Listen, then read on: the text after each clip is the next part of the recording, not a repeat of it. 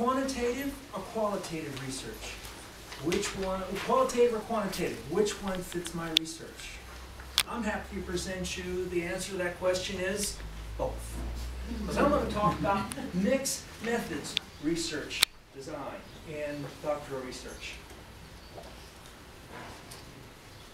There's a picture of me. Most important thing on here is my contact details. You have, most of you have a copy of my slides, but if you like an electronic copy, if you have follow-up questions, anything like that, feel free to drop me an email message and let me know, and I'd be happy to entertain any questions or comments about the presentation. First of all, let me say, mixed methods is not something you normally read about or have been introduced to into your research methods course, is my guess. In fact, as exercise of preparing this slide today, I went into some of my business research textbooks. And all 5 of the major ones on my desk when I went and I looked in the index, mixed methods was not listed at all. In fact, mixed methods is much more widely known in the social and human sciences research. Many of the references I saw talk about in nursing and sociology and other areas where mixed message is more well known. So you may need to step outside of your business textbooks and outside of the business literature in order to understand and to utilize mixed methods in your research. It has, as I implied, it uses both qualitative and quantitative. It's best used when results cannot be achieved by one alone. We sometimes like to think of quantitative research as answering questions about what and how many. And qualitative answers questions, research questions that begin with why or how. Well, sometimes you have research questions that are both. Welcome to mixed methods. It's also useful to add additional scope, robustness, or rigor to a study.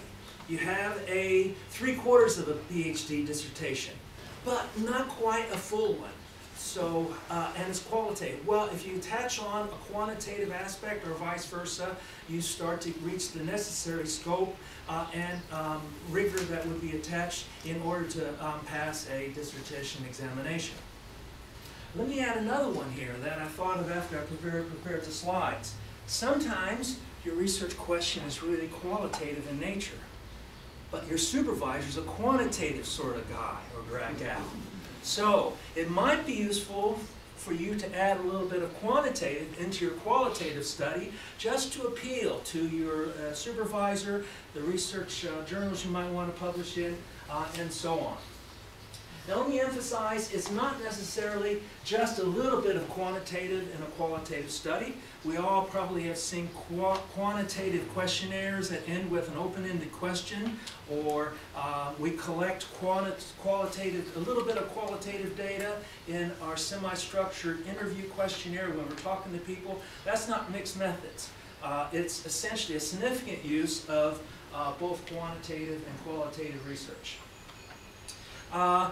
Another aspect of it is one of the things I want to do in this slide is not just introduce you to the words mixed methods research design, but I want to also introduce you to some of the language of research. Michael mentioned this morning, when you're publishing, you need to look like you know what you're doing. So if you write in a journal article, proposed journal article, I'm using mixed methods and I'm going to use both qualitative and quantitative research on a particular subject. Well, that's okay, but it'd be even better if you could say, I'm going to use mixed research methods in a concurrent triangulation strategy. Wow, doesn't that sound much better and much more sophisticated? Journal reviewers are going to be much more pleased if you use that sort of sophistication of research. Shows you know what you're doing. And so one of the things, in fact, most of my slides here will explain each of these 4 very briefly. Okay. So let's go on with the first one, the so-called sequential explanatory strategy. We've already heard about one of these this morning. In our very first session here, our presenter talked about using mixed methods design, and what she was going to do is go out and do a quantitative survey, gather some data from a large population, and then find certain individuals within a large population who she could interview and collect qualitative data. then combine the quantitative and qualitative together and interpret it as a whole in her final results. So there is a classic example of sequential explanatory strategy. Some of its principal advantages. First of all, it's straightforward and sequential. We've probably actually already seen this, and we can easily understand it. Easy to implement and explain.